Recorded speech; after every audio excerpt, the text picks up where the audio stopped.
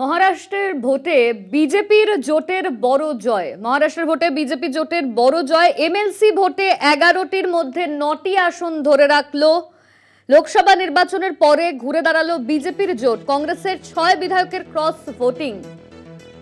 মহারাষ্ট্রের ভোটে বিজেপি জোটের বড় জয়। এমএলসি ভোটে 11টির মধ্যে 9টি আসন ধরে রাখলো বিজেপি জোট। লোকসভা নির্বাচনে ঘুরে দাঁড়ালো বিজেপি জোট। কংগ্রেসের 6 বিধায়কের ক্রস ভোটিং। কংগ্রেসের 6 বিধায়কের ক্রস ভোটিং। এমএলসি ভোটে 11টির মধ্যে 9টি আসন ধরে রাখলো। এই নিয়ে আমরা বিস্তারিত জানবো। আমাদের সঙ্গে রয়েছেন আমাদের অ্যাসাইনমেন্ট হেড দিব্যেন্দু ঘোষ। দিব্যেন্দু দা, মহারাষ্ট্রের ভোটে বিজেপি জোটের বড় জয়। এমএলসি ভোটে 11টির মধ্যে 9টি আসন ধরে রাখা হয়েছে। এই নিয়ে বিস্তারিত কি জানা যাচ্ছে?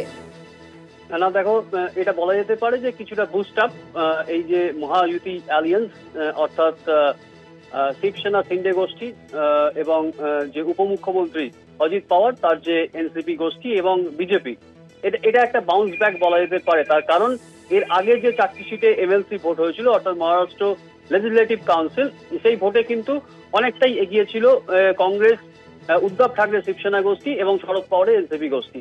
কিন্তু এই যে 11টা সিটে যে ভোট হলো, এই যে মহারাষ্ট্র যে লেজিসলেটিভ যে অর্থাৎ বিধানসভার যে আপার হাউস অর্থাৎ উচ্চ কক্ষ, তার যে ভোট, সেখানে 274 জন যে এমএলএ অর্থাৎ যে বিধায়ক রয়েছেন, তাদের একটা পার্সেন্টেজ হিসাবে এই ভোটটা হয়। অর্থাৎ মহারাষ্ট্র লেজিসলেটিভ কাউন্সিলের যে ভোট, সেই ভোটে যে 11টা আসন, সেই 11টার মধ্যে 9টা আসন দিয়েছিল, 9জন ক্যান্ডিডেট দিয়েছিল বিজেপি, শিবসেনা শিন্ডে গোষ্ঠী এবং অজিত পাওয়ারের এনসিপি গোষ্ঠী।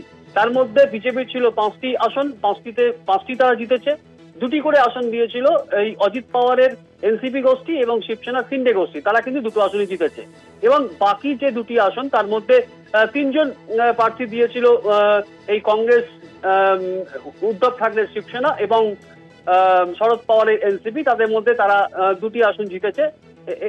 এবং সব থেকে গুরুত্বপূর্ণ যে বিষয়টা, সেটা হচ্ছে যে যেভাবে এই লোকসভার যে ভোট, মহারাষ্ট্রের লোকসভা ভোটে যে এই মহাযুতি অ্যালিয়েন্স, তারা খুব খারাপ ফল করে এবং 39-এর মধ্যে 30টা আসন চলে যায় এই মহাবিকাশ আগাড়ি, অর্থাৎ এনসিপি শরদ পাওয়ার, শিবসেনার উদ্ধব গোষ্ঠী এবং কংগ্রেসের দখলে। সেই জায়গায় দাঁড়িয়ে কোথাও একটা সামনের যে মহারাষ্ট্রের বিধানসভা ভোট রয়েছে, সেই বিধানসভা ভোট কিন্তু খুব গুরুত্বপূর্ণ হয়ে পড়ে। তার কারণ যেভাবে এই লোকসভাতে বিজেপি এবং তার সহযোগীরা অর্থাৎ এনডিএ, তারা যে রেজাল্ট করেছিল, তারা যে ফল করেছে, সেই ফলের নিরিখে যেটা বলা যেতে পারে যে তারা অনেকটা পিছিয়ে থেকে শুরু করলো।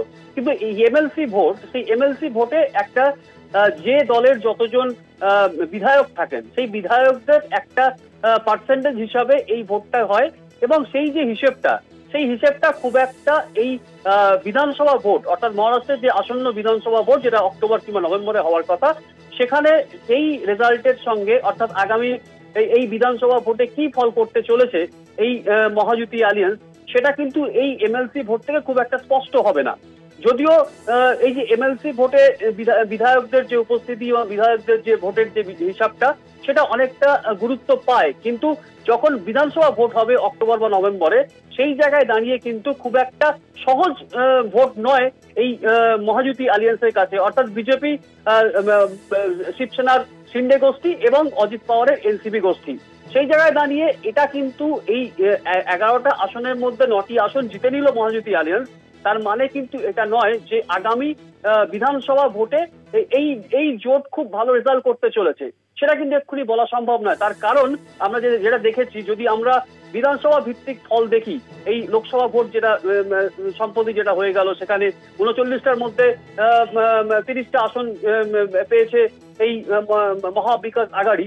সেই জায়গায় যদি বিধানসভা ভিত্তিক যদি ফল দেখি, তাহলে কিন্তু খুব খারাপ ফল করেছে বিজেপি এবং এনসিপি যে অজিত পাওয়ার গোষ্ঠী এবং শিবসেনা শিন্ডে গোষ্ঠী। তার কারণ এই অজিত পাওয়ার এবং একনাথ শিন্ডে, তারা যে তাদের নির্দিষ্ট দল থেকে অর্থাৎ এনসিপি থেকে অজিত পাওয়ার চলে গেলেন তার কাকার হাত ছেড়ে। দিব্যেন্দু, কংগ্রেসের 6 বিধায়কের ক্রস ভোটিং হয়েছে, সেই নিয়ে কি জানা যাচ্ছে? দেখো, কংগ্রেসের যে 6 বিধায়কের ক্রস ভোটিং, সেটা কোন কোন বিধায়ক এই কাণ্ডটা ঘটিয়েছেন সেটা কিন্তু খুব একটা স্পষ্ট নয়। ক্রস ভোটিং এর একটা তথ্য বা একটা খবর একটা সূত্র মারফত পাওয়া যাচ্ছে ঠিকই, কিন্তু সেই ক্রস ভোটিং এ কতটা সুবিধা পেয়েছে এই মহাজুতি আলিয়ান্স সেটা কিন্তু এই জায়গা থেকে দাঁড়িয়ে বলা সম্ভব নয়। তার কারণ যে বিষয়টা তোমাকে বলছিলাম যে এই যে তোমার এমএলসির যে ভোটটা, অর্থাৎ মহারাষ্ট্র লেজিসলেটিভ কাউন্সিলের যে ভোট, সেই ভোটে কিন্তু লোয়ার হাউস অর্থাৎ এই বিধায়কদের একটা উপস্থিতি এবং বিধায়কদের ভোটের একটা পার্সেন্টেজ কিন্তু সেখানে হিসাব করা হয়।